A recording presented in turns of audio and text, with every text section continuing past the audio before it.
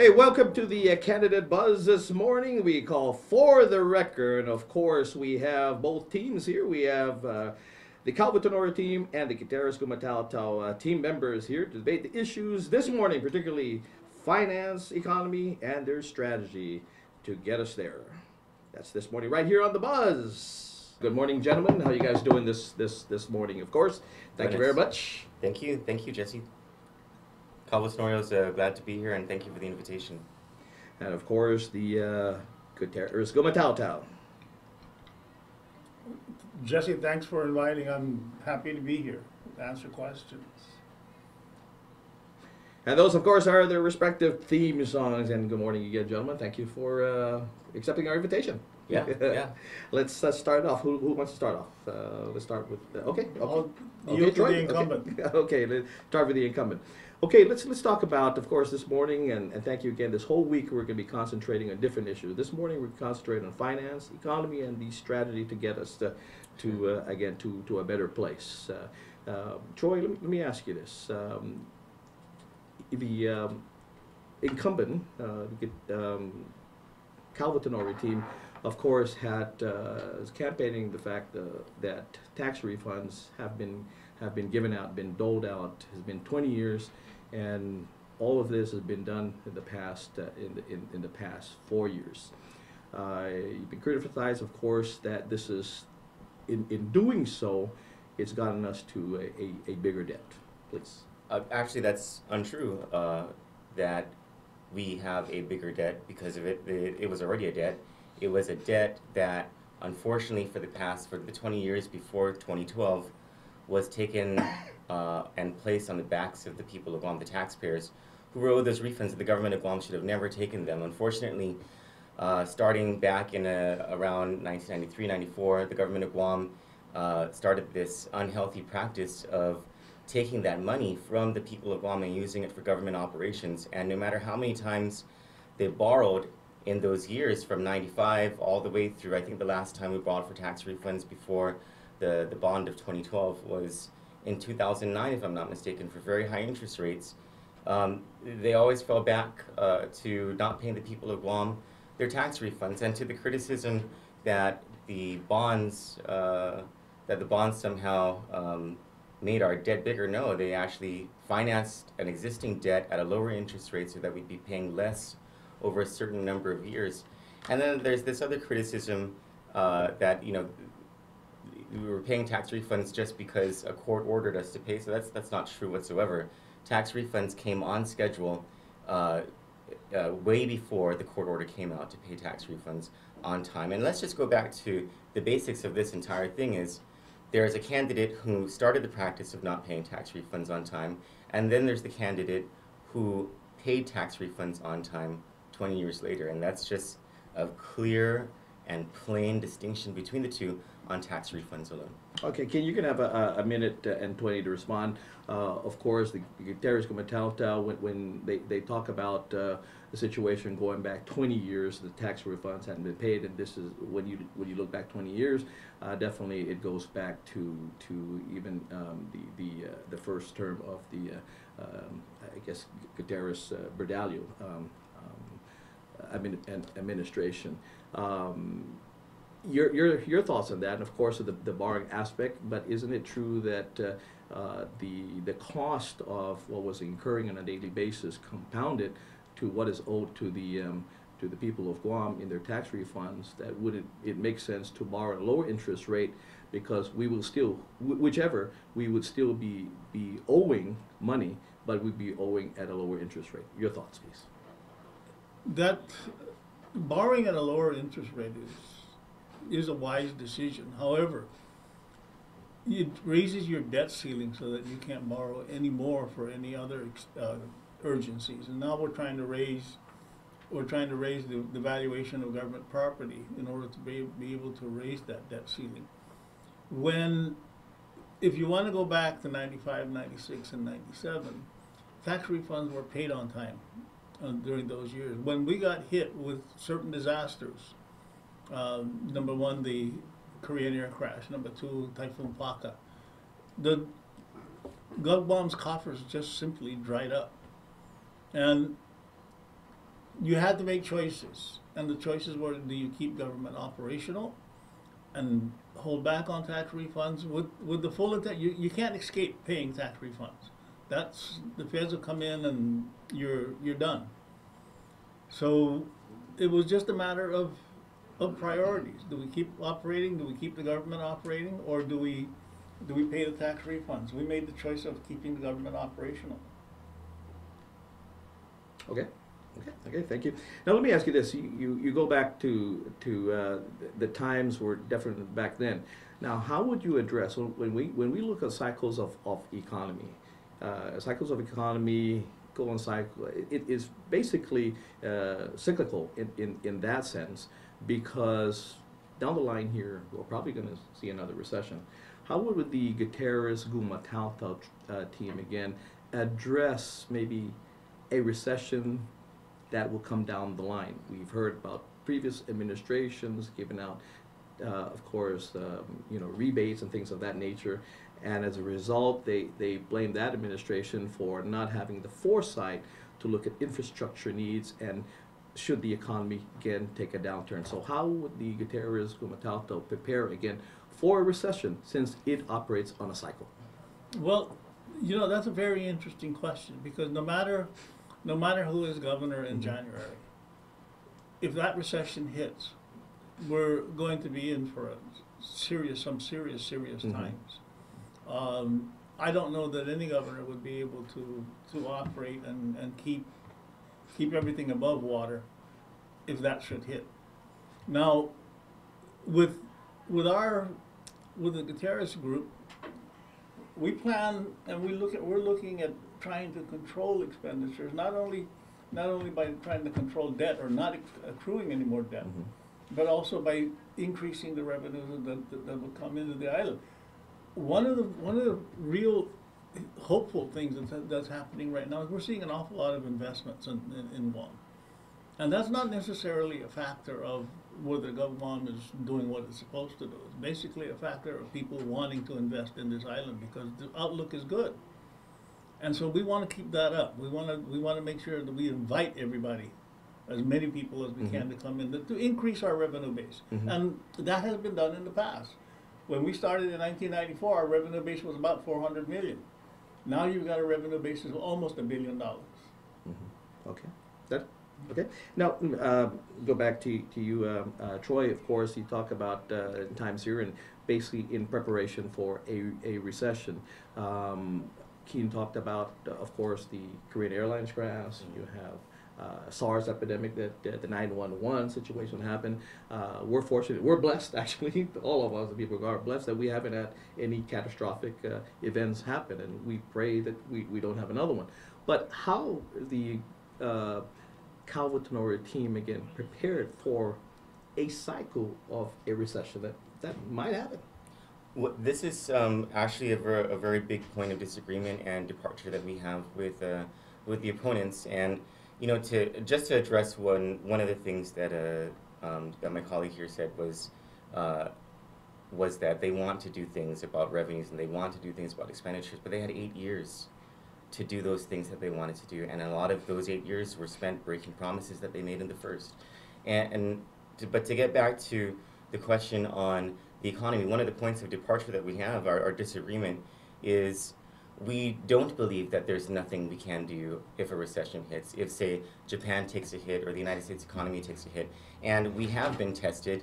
There are excuses about, the economy went down and the expenditures or the revenues went down because of SARS and 9/11 and all these other things.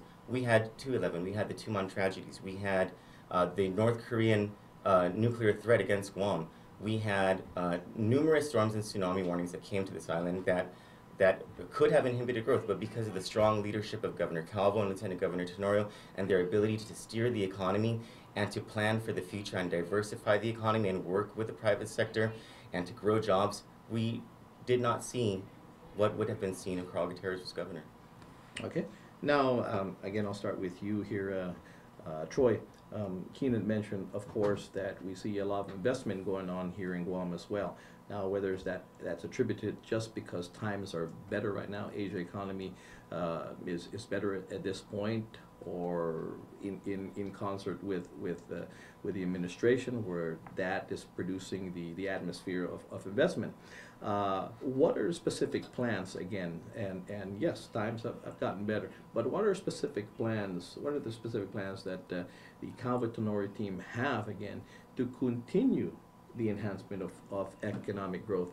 And what industries are you looking at to invite to set up shop here? Now, QCs have been a situation where they're looking at it. Maybe it's time to do away with that.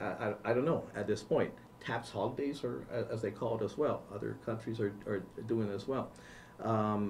So we want to hear those plans, and how can we entice again companies, not just setups where you have their entry levels, minimum wage earners, but how can we enhance again industries that look at higher paying jobs to come to Guam? With our local people. This is something, these aren't just plans, these are things that are already underway. Because when the governor came in, he started, what he started with as his economic policy was the enhancement of education and the setting of higher learning standards. So he was the pioneer of the push for the Common Core standards to align, and then to align our curriculum with outcomes that the workforce needs, and to see the workforce as the driver, the leader of industrial development on this island. There is growth and a lot of interest in green energy. When you talk about the QC, by the way, the only QC that this administration has given out is for I think it's a lettuce farm, if I'm not mistaken, a hydroponic lettuce farm that produces food on this island, which is another part of the trajectory, is to support farming and entice and give incentives for farming to happen so that we increase our local consumption of the food that we make here, and also not just the vegetables and fruits, but also cattle and things of that nature. There are several things that you can find in our Calvert-Tenori brochure and platform, several things that are underway and several things that we plan for the future, that all starts in education, that leads to workforce development, that leads to an economy that is sustainable well beyond the military buildup. Okay, Keen, a minute 30, do you want? Yeah. You know, I've done work for every single governor since the first elected governor. And somehow you always have a repeat of all of the good things that are going to happen. Somehow, for some reason, sometimes we tend to forget that bad things can happen, that you can have the recession. Ricky experienced it, Manette Guerrero experienced it. Right now, we're just waiting as to when it's going to happen, because like you said in the beginning, it's cyclical. Now, do we hedge against that? And I think that the way we hedge against it is not to create so much debt. And right now, if everything came to a standstill, how would we pay that debt? And so Troy is right. Everything starts with education. But at the same time, we also see that the education budget is the biggest budget in the government of Guam. And what happens when you run dry? How do you keep that? How do you keep that motion going? I've seen the Department of Education improve under John Fernandez, and I've seen the University of Guam under Robert Underwood improve. GCC is out doing an outstanding job. Mary Okada should stay there forever. But when these things go away, what do you do? What do you do with the bondholders? Are not going to hold up. One of the big reasons why Puerto Rico is in such big trouble is that in the 1980s they borrowed $1 billion on arbitrage, and now that debt is coming back to roost. Do we do the same thing? I don't think we should. Okay, thank you. Kane, let me start with you now at this point. We hear about farmers, how they're important they are to our economy, and we want to grow that industry. What are the Gutierrez Gubernatorial specific plans for farmers, again, maybe to move toward maybe a higher margin and have them be commercially viable to value-added food production? Because, you know, we often talk about their importance and things like that, but we really have done very little for farmers to get them to be higher yielding and, again, to be profitable and sustaining to be able to put their kids through college in general. You know, we've had a bunch of several good farmers and big. They were producing a lot of crops. One was Felix Kwan, who was high on cucumbers and Kentucky beans. You have Ernie Woodstick, whose corn is fantastic. But the bottom line is there a market? And when all of these people went out to market, Felix tried to go to market with the hotels. They didn't want, because their argument was that there's no reliability. The exchange, the commissary is the same way. So, and even the private sector, our private markets, they have a problem committing to the prices that these farmers want and to the quantities that these farmers can produce. I think one of the things that has been proposed is this new farmers co-op, where everything is going to be managed so that we will benefit the farmers. We also have to look at crop insurance, because no matter what you're going to do, you're going to have a problem with weather here. You're going to have too much rain like this last couple months. What do you do with that? Thing will destroy the watermelon crop. You're going to have dry seasons. You're going to have typhoons. When the typhoons come, nothing stays, particularly if you get hit with a big one. We've been very lucky. We have not been hit by a real big typhoon since 2002. But there was a period of years where we got hit with 7 in 1 year. What do you do when things like that come? And I think the best way to prepare it is not only to prepare your farmers, prepare education, but make sure that you don't have a debt that is going to be overburdened. Okay. You have a minute 40 to respond? Yeah, this issue on the debt keeps coming up, so I'll address it.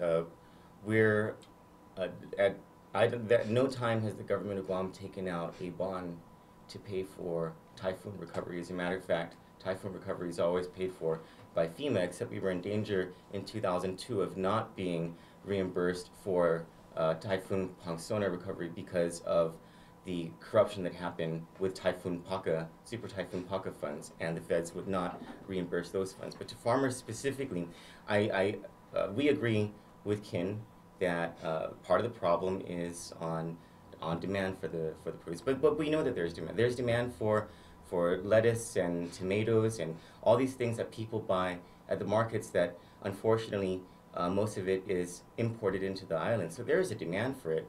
The question is, and Ken alluded to it as well, is the cost of it, and that's why there's a farmers cooperative that's going to be built in Dededo. But it's also why we pursue, we're getting on Department of Education that when that food services contract goes up, that there be a provision in it that says they've got to buy their produce from local farmers. And if we have a cattle industry, livestock industry, that they've got to buy their meats fresh and locally so that we're feeding our kids fresh produce, and so that we're supporting our farmers, and so that there are ways for farmers and for livestock producers to actually have a viable industry. On top of that, Senator Eileen Yamashita placed an amendment into the budget bill to give Department of Agriculture more money, and I believe one of the reasons for that is to support the marketing, or to help farmers with marketing their produce. Okay. Now let me ask you this, and I'll start with you here, Troy. How are you going to handle? How will the Gubernatorial administration handle the forever rising costs of utilities, water, power? Of course, we've got a federal receiver, okay, that pretty much has got a carte blanche with that, and it seems to be that you know, the more, I mean, I can't fathom how when the costs increase because people are not buying power, the disincentive now, I mean, it sounded like it's a disincentive that you don't use power, we're going to raise the cost. So as a homeowner,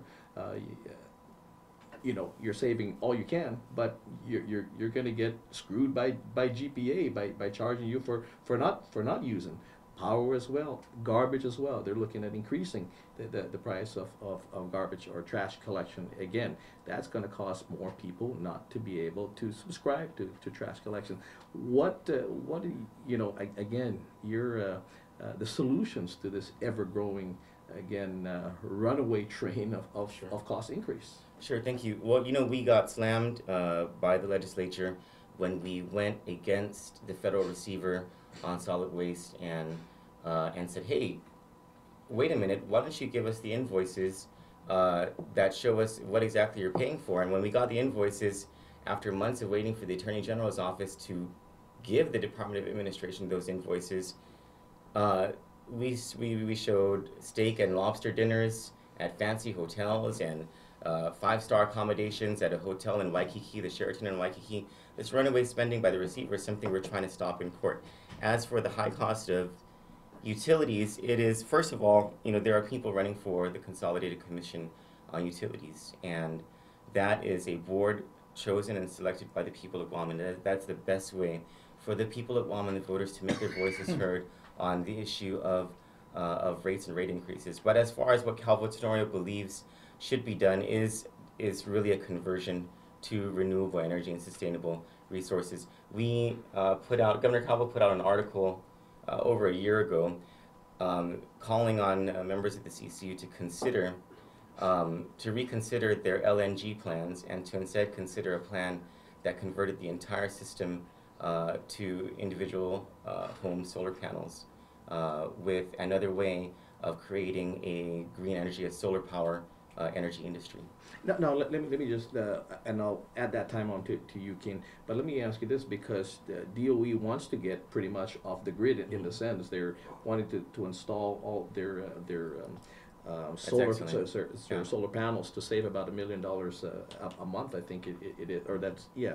But the disincentive was when GPA kind of came out and said, well, wait, slow your roll, hold it, because we're not going to, that's going to hurt our operations with that. And Ken, I'll add that time on to you as well. But so what you're asking me is, if DOE comes off the grid, everybody else's power is going to get and everybody else expensive. who are coming off the grid or installing solar panels as well. The GPA needs to readjust its planning so that does not happen to the people of Guam, because that would be an absolute terrible, egregious violation against all of us, that our power bills would get that high just because more of us are choosing to go green and choosing to come off of the grid. That doesn't make any sense whatsoever. I understand what it means economically for them, but this is the 21st century, and things are changing, and so so should their policies. Then you got 215.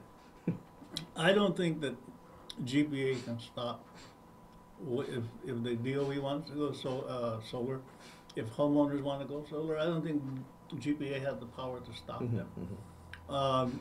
They're just going to have to adjust their system, their debt. One of the factors that plays a big part in GPA's cost of service is their debt service factor and their reserves. They keep a horrendous amount of reserves. Again, they've been planning for an emergency. But this last summer I went on vacation to see my kids in San Diego, and they took me to a high school, that was totally on solar. They had panels all over. They had parking garages with panels on top of it. And they were completely off of the San Diego Gas and Electric grid. That school right now saved, according to my son who worked for San Diego Gas and Electric, they save over $1 million in power bill a year. What is wrong with doing that with DOE and having that $1 million converted into the classroom? I don't know that GPA should be permitted to try to stop it. I think if anybody has to make the adjustment, it's not the schools, it's not the individual homeowner. The adjustment has to be made by GPA. Their problem is that they're hooked into a debt service that is almost unbearable without raising rates. Okay, now let me ask both of you a follow-up question with that, and Ken, I can start with you in that is, okay, that you don't think they can stop it, but they constantly go to the CCU with this, was a layer that was added again, so I guess to remove the administration from being looked at, the ones, and not necessarily this administration, but I guess all administrations, to be removed from the ones being looked at as the one raising the rates. But again, they're continuously going to the CCU and CCU going to the PUC, and it's almost a carte blanche at this point that happens.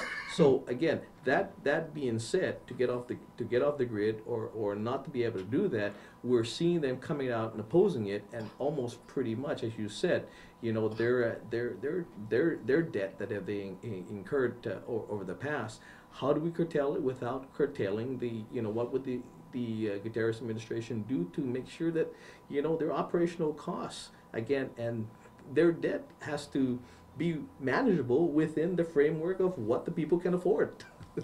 You know, the PUC was started back in 1986 because GPA was getting into debt.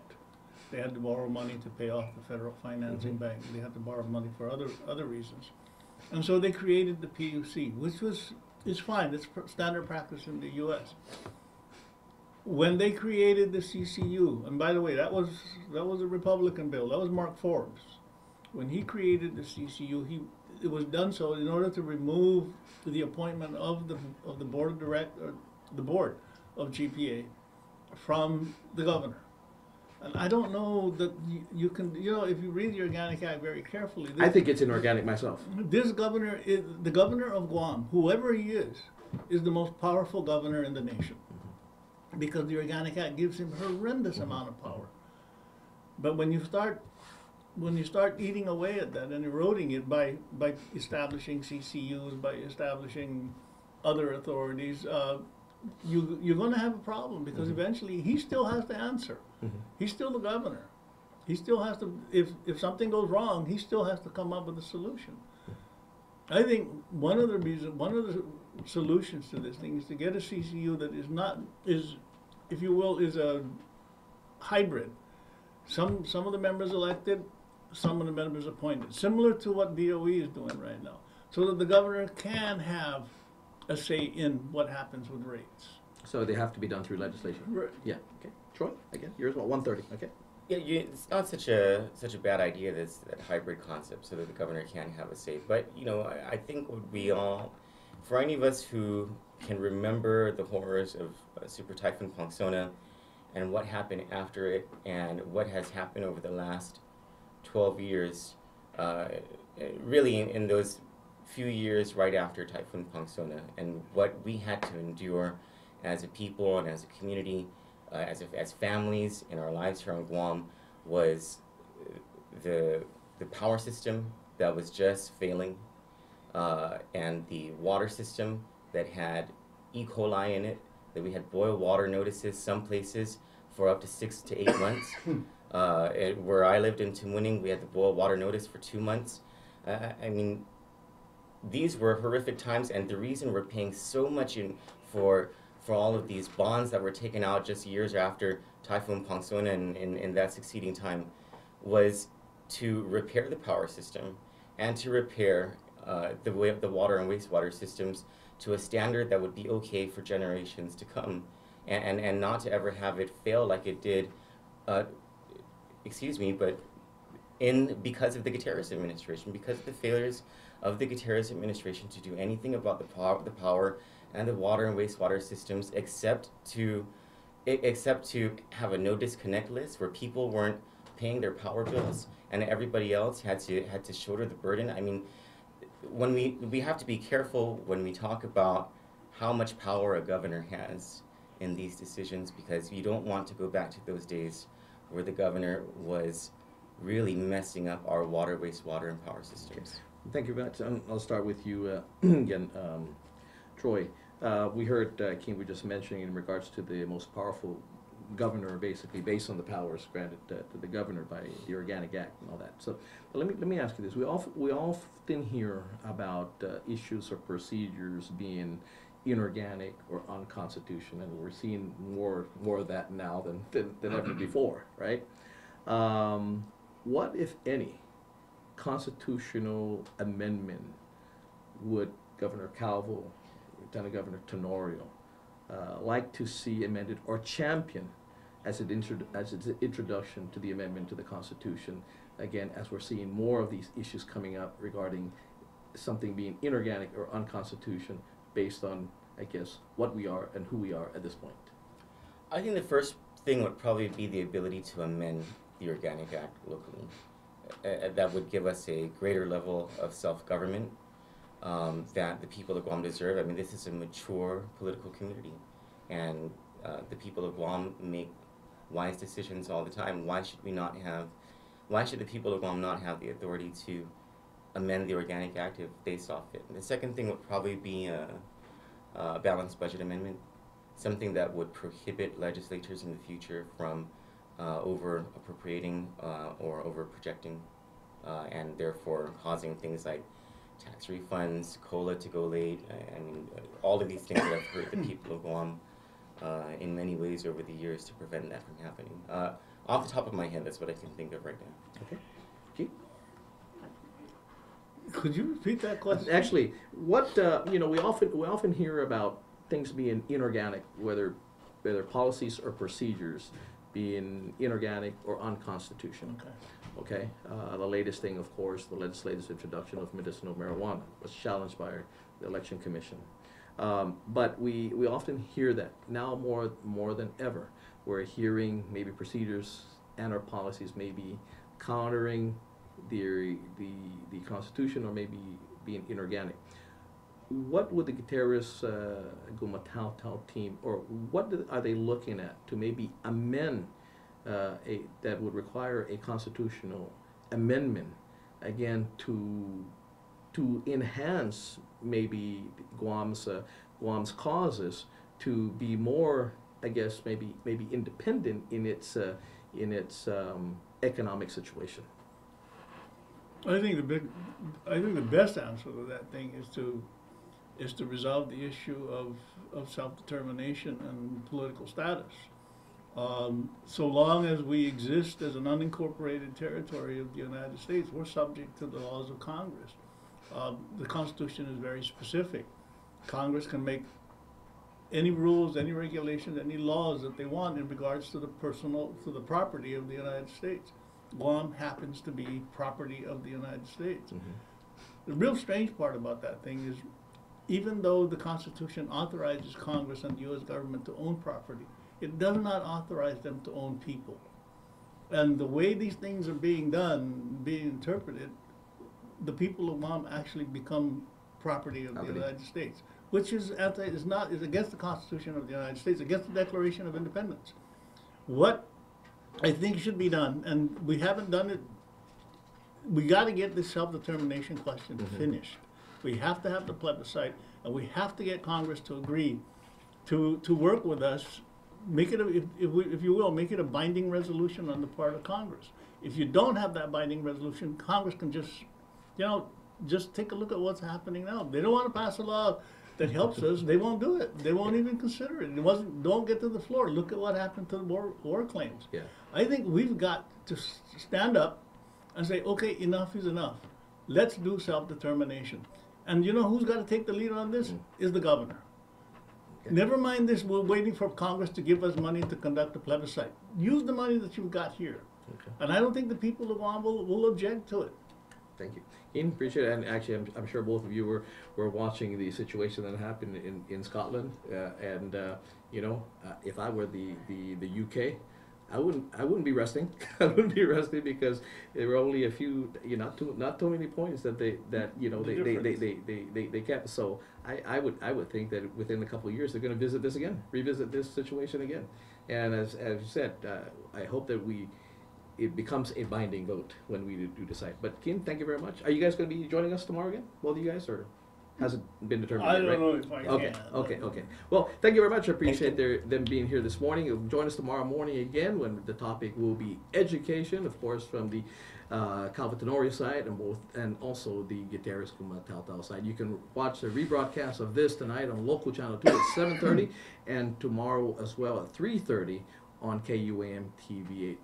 Thank you again very much for being with us this morning.